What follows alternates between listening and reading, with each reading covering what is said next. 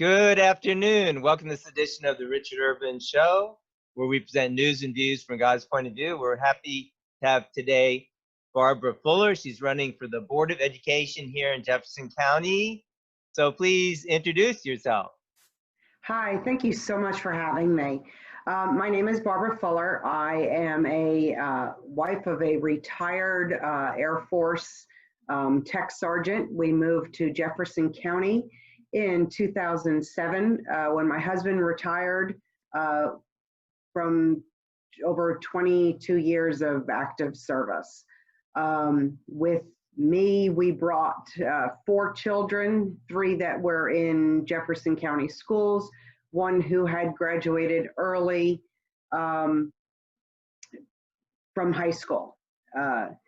We chose Jefferson County due to the vast history that it has to offer. I was a history major in college, and I grew up just loving history and anything that has to do with it. I am running for Board of Education because of my experience that I've had personally with the Jefferson County Board of Education. More in depth, basically, I have 3 children that are in Jefferson County schools. 1 is gifted sports kid. 1 is the kid that fell through the cracks and has an IEP, so he has a couple difficulties. And then I have my last, who is just, there's no way to describe her. She doesn't fit anywhere. She's a little bit of everything. But my experience with the school system is that not everybody's treated fairly. Not everybody is treated the same.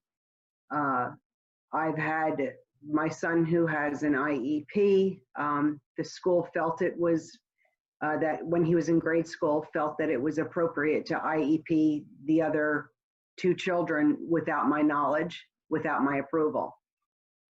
Wow. Yeah, so for reasons that I'm not even sure. 1 didn't want to write sentences about flowers. He was 5 years old or 6 years old, and all he cared about was superheroes. So he didn't fit what they wanted him to do. So he now has a speech problem because he can't write about a flower. We switched schools. Fortunately, he was a student at North Jeff, and they were having their issues, so we were allowed to switch him. Once he went over to Shepherdstown Elementary, he was able to bloom, and they were like, why does he have an IEP? I don't know. So that I have a huge want to make sure that parents know why their children are IEP'd, the things that are available to them, because it was more like baptism by fire, and it shouldn't have to be. You shouldn't have to, cry yourself to sleep at night wondering if your child's getting everything that's available to them. Okay. So with special education, like what kind of specific changes would you advocate? And also, so you were saying they gave your kids an IEP, and then the other side coin, is it sometimes like if parents want, like in your experience or knowledge in Jefferson County Public Schools, if parents want their child like evaluated, is it done timely? I guess those are kind of 2 different angles of the same question. Well, for my oldest son who had his IEP, he needed it. There's no ifs, ands, or but. He needed it. It was good for him. The others, I don't know what their thinking was, but all I could think of was that they were looking for a little extra money for their school, because apparently you get more reserve or more funds for being a Title I school if you have more children that need. When they asked the parent, like, did they say, what do you think? Or they just kind of said, we're going to do this? Well, they actually asked me, and they sent a meeting request, and I didn't get it on time, and I didn't sign it and return it. They had the meeting without me, Oh, wow. and without me even being, they IEP'd my daughter without me even being present. That So, that and sounds then I unusual. thought, so, you know, you have to be able to advocate for your own, but when you don't have the time and the energy to advocate, you really do need somebody to step in. And that's what I would love to see into this school system. I would love to see professionals that what they do is they handle a wide range of IEPs, whether it be for behavioral or whether it be for learning, or both, because that does happen.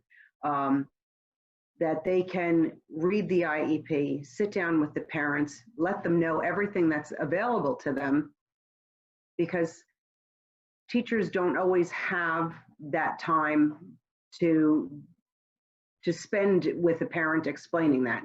I remember some of the meetings that we would have would only be 10, 15 minutes, maybe sometimes a little bit longer.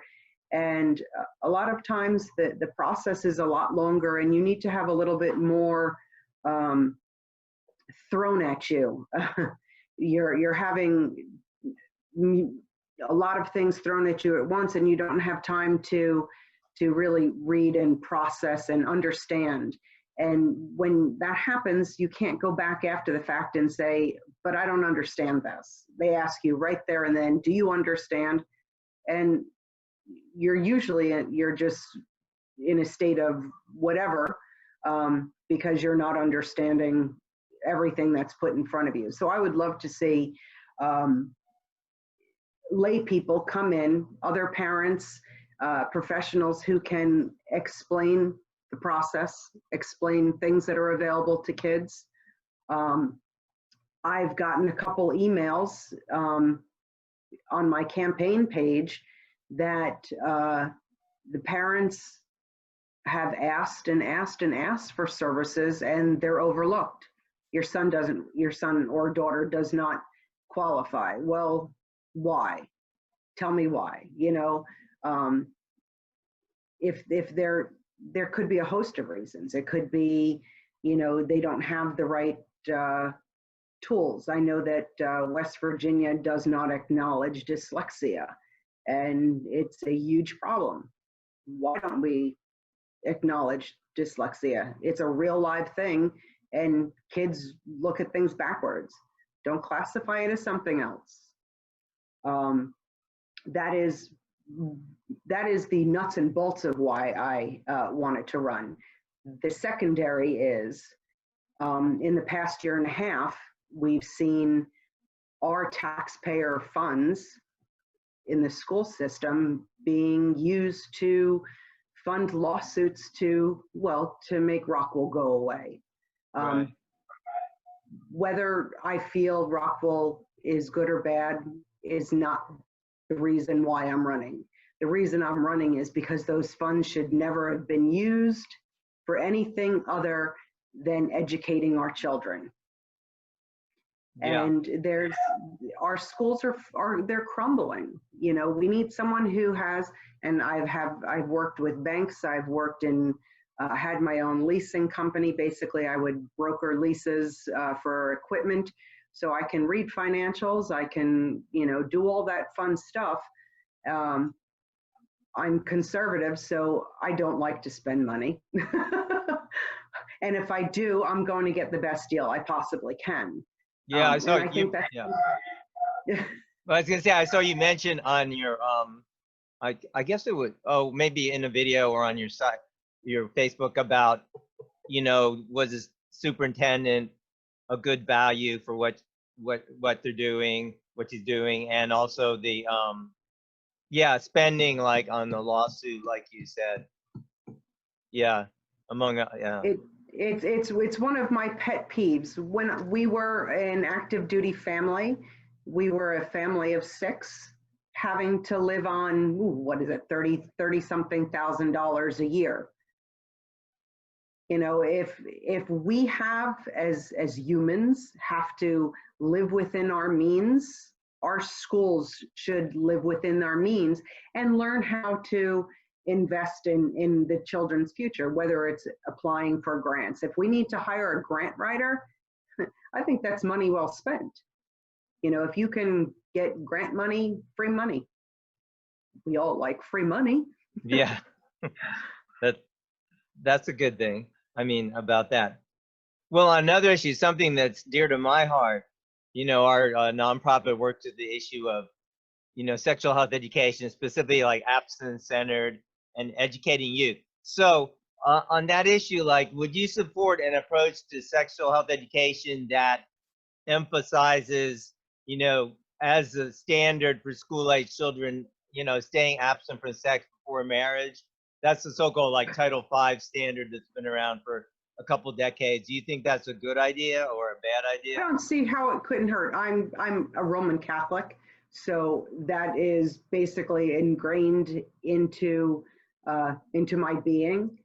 Uh, does it always happen? No, it doesn't, for various reasons of why. But when I explain it to my kids, that everything that you could possibly dream for can come to an end if the end result is an unplanned pregnancy, that's something really, really that hits home to them. If you know, and that would be my goal, is to explain to kids that, you know, you might want to be Joe Track Star, but if you're going to have premarital sex, you know, you could throw that all away. I would not have a problem teaching abstinence, because with anything, there's emotional baggage that comes along with it, and that's what the kids don't get, and they're not old enough to understand it. Right. Okay, that's clear. Yeah. So do you feel like in the role of schools, how do you feel about it? Like, what would be the goal of schools, like, as far as, I think I saw some things referenced on some of your materials, like getting, some children might want to go to college, but others, you know, could be vocational. And then there's the issue, like we were just talking about, character education. So like, is the goal more that they could have a good job, they'd be a good citizen, a various combination of these things? You know Well, what there's I'm no saying? reason why you can't have a combination. You can be have a job and be a good citizen, pay it back to your community. I would love to see vocational. Not all kids go to college. My husband didn't go to college. He went straight into the military. The military is a job. It is a job. It teaches you skills, which then, if you serve long enough, you can start your new job after that. You cannot discount colleges. You cannot discount vocationals. You cannot discount military. They are all useful in our society. And I would, you know, I would even push the military, because with vocational, you're going in for one job training. And you won't have to worry about having to pay back college afterwards. So I think the ads that I've seen is that you can spend $100,000 on a college education, come out in debt and not have a job, but you can spend 4 years in a vocational school and pay for, you know, minimal training, well, minimal expense in training, and come out earning $50,000, $60,000, $70,000 and be, you know, have no debt when you come out and you're practicing your job trade.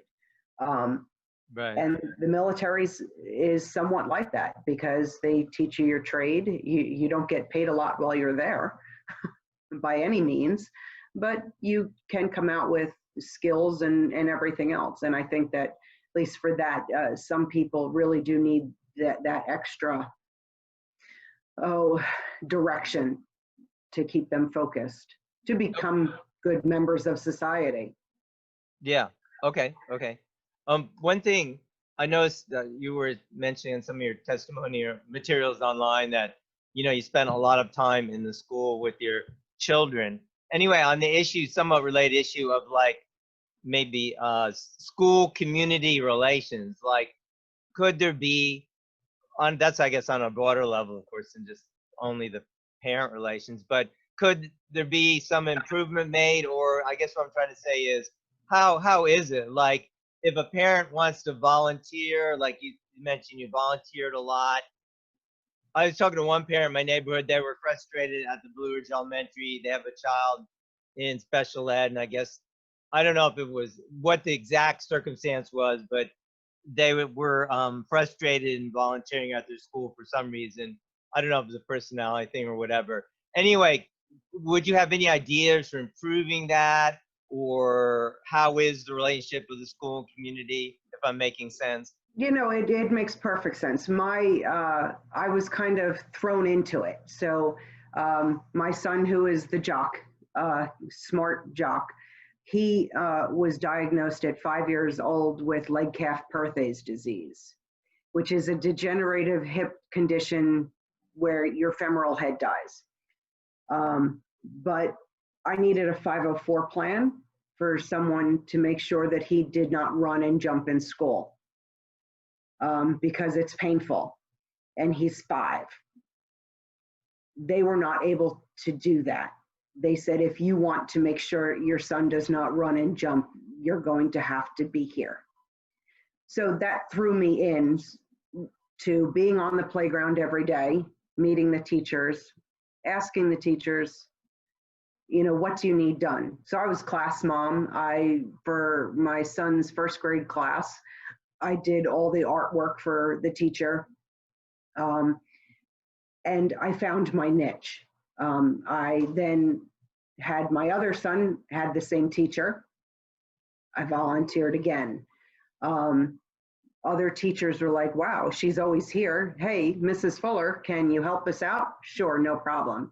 So basically, it wasn't that they were asking me, but I was there so I could just lend a hand, and I was always omnipresent. I was always there.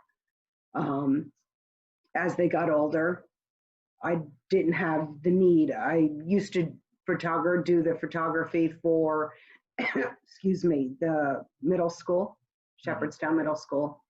And I was there for, well, my son played sports, so I was able to be there for all of those. And just volunteering whenever necessary or when it came up. So I think that if you're going to give advice to parents, is find that little niche or find that teacher that you really click with and volunteer to be the class mother, or, you know, just volunteer, get out there. And if you don't have the time, maybe there's other things that you can do. You know, maybe she needs extra help with art projects or cutting out or doing anything, and just asking. And I'm sure most teachers would be very appreciative. They don't normally get the parents that come in and want to help. Okay.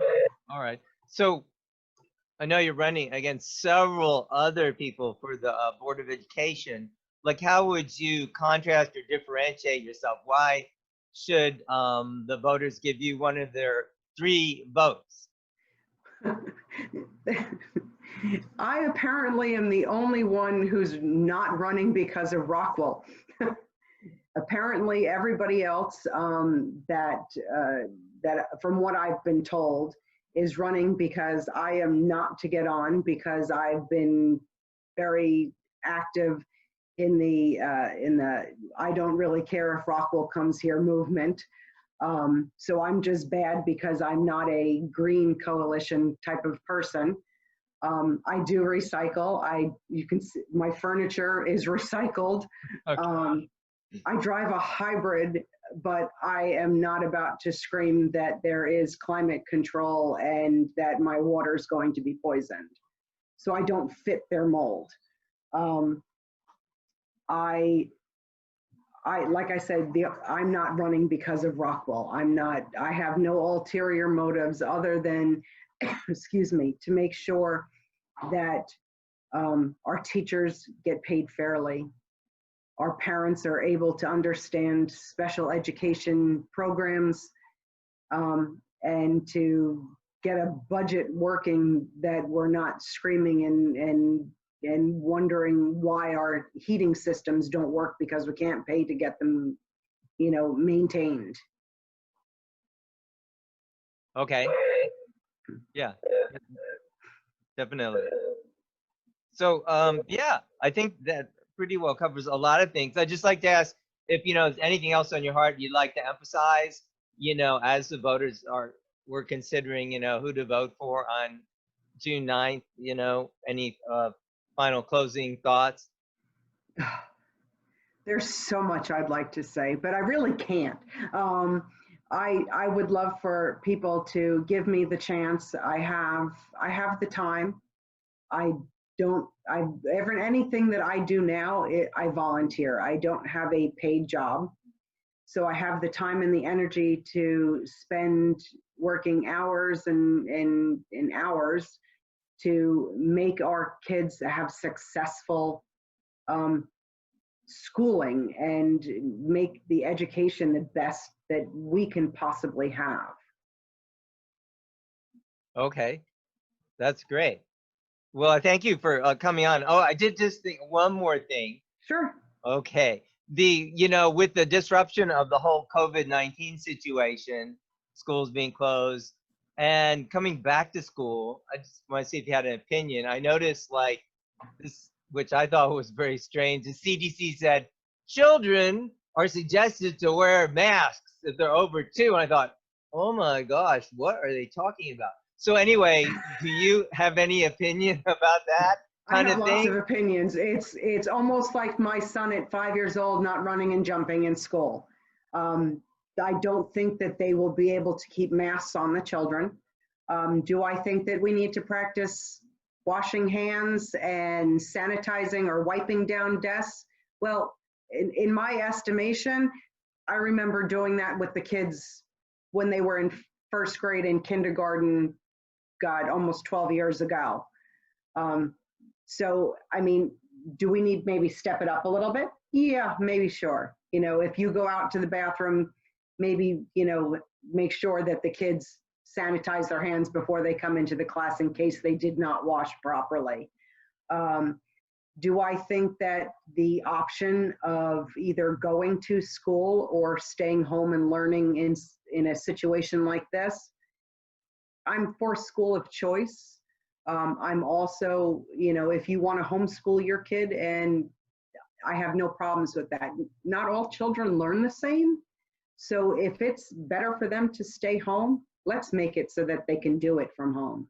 Let's give them everything that they need. Okay, that makes sense. All right. Well, thank you again for coming on today. Thank you. Yeah, and we'll get this up on video and podcast. I urge everyone to do vote. We'll be electing our school board and also 3 Supreme Court justices. June 9th will be the final election, and of course other positions as well, all the primaries and magistrates. So yes, do be sure to vote. Thank you again for coming on, Ms. Thank Fuller. you so much for having me. It was a pleasure. I'm your host, Richard Urban, coming to you from Historic Harpers Ferry. Thank you, and we will see you next time.